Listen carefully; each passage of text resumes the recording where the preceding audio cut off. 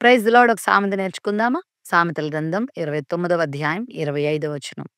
భయపడుట వలన మనుషులకు ఉరి వచ్చును. యెహోవా యందు నమ్మిక ఉంచువాడు సురక్షితముగా ఉండును. భయము మనుషులకి చాలా రకాల కీడులను చేస్తుంది. భయము మనుషుల్ని ఎంత దాకా తీసుకెళ్తదంటే, అక్కడేమీ లేకపోయినా ఇబ్బందులు పడేలా చేస్తది. అక్కడేమీ లేకపోయినా ప్రమాదాలకు గురయ్యేలా చేస్తది. అక్కడేమీ లేకపోయినా చివరికి ఉరి తెచ్చుకునేలా చేస్తుంది. కాబట్టి భయమునకు దూరంగా ఉండడం చాలా మంచిది. మరి ఈ లోకంలో భయపడకుండా ఉండడం సాధ్యమేనంటారా? సాధ్యమే కాదు. ఎందుకంటే మనుషులంగా ఉన్న మనందరికీ ఏదో రకమైన భయముంటది. చాలా రకాల భయాలు ప్రపంచంలో ఉన్నాయి. చాలా రకాల ఫోబియాల గురించి తెలియజేస్తా ఉంటారు. కొంతమందికి నీళ్ళంటే భయం, అగ్నంటే భయం, గాలంటే భయం.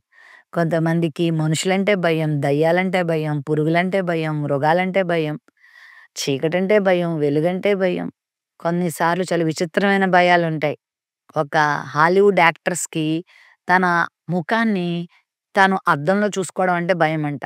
ఏదో సంథింగ్ రకరకాల భయాలతో మనుషులున్నారు.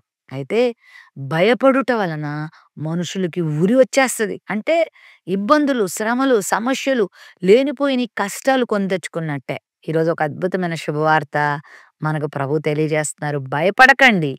ప్రజలందరికీ కలగబో మహా సంతోషకరమైన సువర్తమానం నేను మీకు తెలియజేస్తానని ప్రభు సెలవిచ్చారు. ఆయనందు ఎవరు నమ్మిక ఉంచుతారో వారు సురక్షితంగా ఉంటారు. వారు భయపడరు. భయం ఎదురైనా వారు దేవుని బట్టి ధైర్యం తెచ్చుకుంటారు. మాకు మా ప్రభు ఉన్నాడు. మా ప్రభు మాకు సహాయం చేస్తారు. మా ప్రభు మమ్మల్ని కష్టం నుంచి విడిపిస్తారు అనే ధైర్యం వారికుంటది కాబట్టి భయాన్ని అధిగమిస్తారు. భయాన్ని జయిస్తారు. ధైర్యంగా ముందుకు వెళ్తారు. జయ జీవితాన్ని పొందుకుంటారు.